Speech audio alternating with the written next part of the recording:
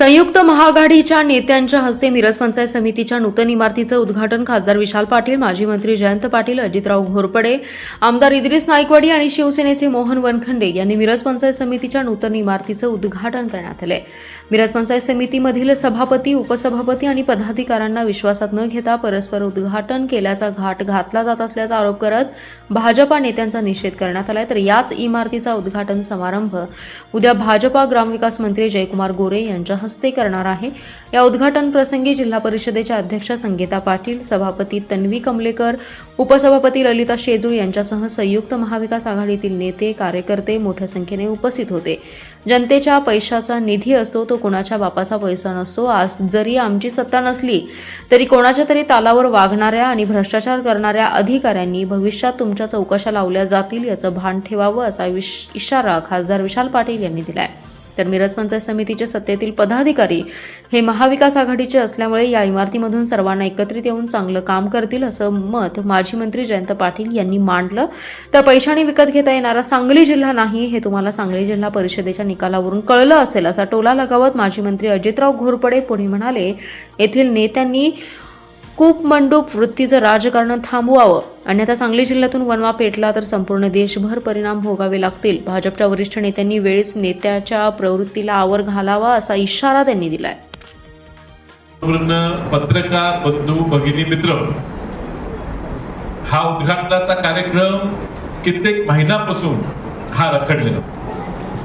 या शासनाच्या लोकांना एक सवय लागली की शासकीय निधी हा शासनाचा म्हणजे जनतेचा नाही, हा आपल्या वैयक्तिक इस्टेटीचा, आपल्याच बापाचा पैसा असल्यासारखं यांच्या मनात धारणा झाली। हे पैसे त्यांची किती इस्टेट असो कुणाची, हे पैसे त्यांच्या इस्टेटीतनं निर्माण झाले नाही, ते जनतेच्या पैशातनं निर्माण झालेले पैसे आहेत। आणि ही मिरज पंचायत समिती ही राज्याची बऱ्यापैकी सगळ्यात मोठी असलेली पंचायत आणि त्यामुळे ह्या ठिकाणी निधी देत असताना वेगवेगळ्या सरकारांनी ह्या ठिकाणी म्हणजे ह्या काळात काँग्रेसचं सुद्धा सरकार असताना ह्याला तांत्रिक मान्यता ह्या कामाला मिळाली होती, वेगवेगळ्या सरकारांनी। प्रथा अशी आहे आणि आम्ही समजून घेतो की ज्या ज्या ठिकाणी सत्ता ज्यांची येईल त्यांनी कार्यक्रम नियोजित करावा, सगळ्यांना बोलवावं, कार्यक्रम घ्यावा।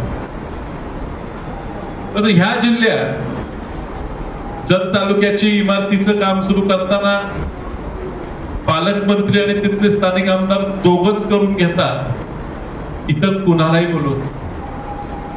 एमएससीबीच्या कार्यक्रमाला तर आटपाडीला स्थानिक आमदारांना शिवसेनेच्या बोलवलं नाही, दुसऱ्या शेजारच्या मतदारसंघातले आमदार पालकमंत्री घेऊन त्याचं उद्घाटन करतो।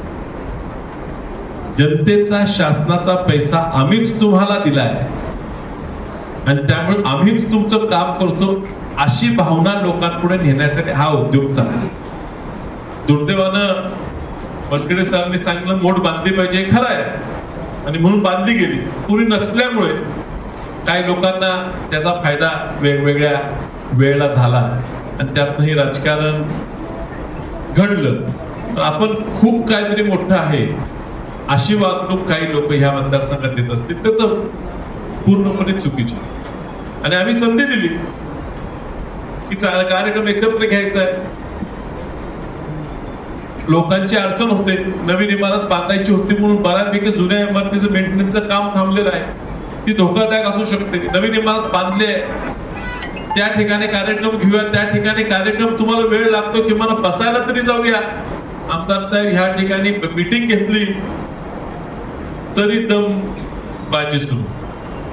काही अधिकारी आहेत तर त्यांना वाटते की आज सत्तेचं त्यांना संरक्षण आहे, मात्र त्यांनी सुद्धा लक्षात घ्यावं की आज कुणाची तरी बाजू कुणाला तरी ऐकून तुम्ही रेटून काय निर्णय घ्यायला लागला। सत्ता ही कुणाचीही कायम नसते आणि त्यामुळे अधिकारी म्हणून काम करत असताना ह्या पंचायत समितीत गेले 3 वर्ष प्रशासक काळात काय काय भानगडी केल्या, काय काय नावाचं राज्य करायचा प्रयत्न केला, मनाप्रमाणे करायची सगळी चौकशी की आता तुम्हाला कोणतरी थांबवत असलं उद्या सत्तांतर झालं ती सगळी चौकशी 100% बाहेर निघणार आहे. मी या ठिकाणी सांगतो.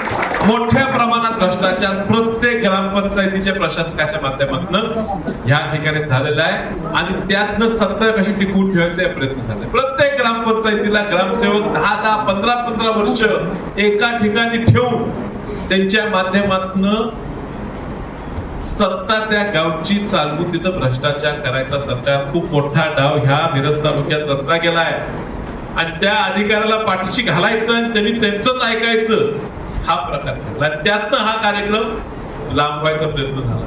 कित्येक दिवस चालले, मंत्री येणार आहेत, मंत्री येणार आहेत. अहो, मंत्री येणार आहेत म्हणून काही कार्यक्रम थांबवायचा. ही इमारत मंत्र्यांसाठी बांधलेली नाही, ही सामान्य लोकांच्या सेवेसाठी बांधलेली आहे आणि म्हणून आज या ठिकाणी सभापतींनी निर्णय घेतला. आज उद्घाटन घ्यायचा आम्हाला निमंत्रित केलं.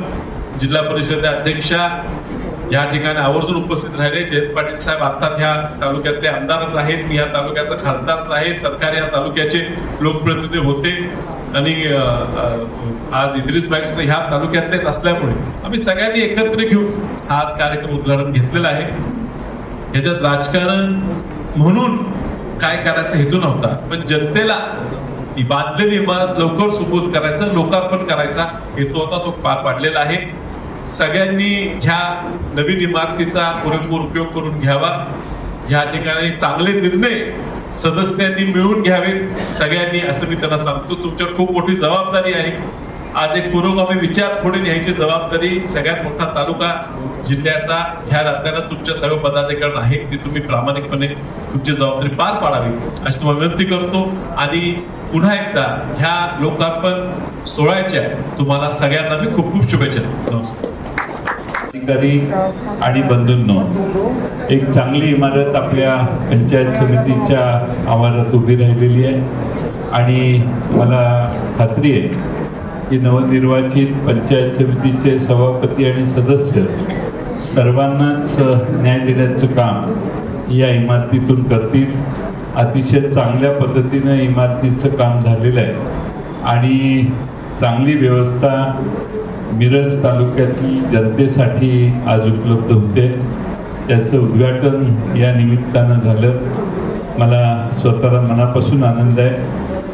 मला 5:45ला हरिपूरला एक लग्न आहे आणि त्यामुळं आपल्या सर्वांची परवानगी घेऊन मी पुढे जाणार आहे, पण पुढचा कार्यक्रम रीतसर या ठिकाणी होणार आहे. मला फक्त एकट्याला जायची परवानगी आहे, बाकी कोणाला नाही. त्यामुळं मी पुन्हा सभापती तन्वी, उपसभापती, पंचायत समितीचे सर्व सदस्य, जिल्हा परिषदेचे सर्व उपस्थित सदस्य आणि सर्वच मान्यवरांचे आभार मानतो आणि आपल्या सगळ्यांची रजा घेतो.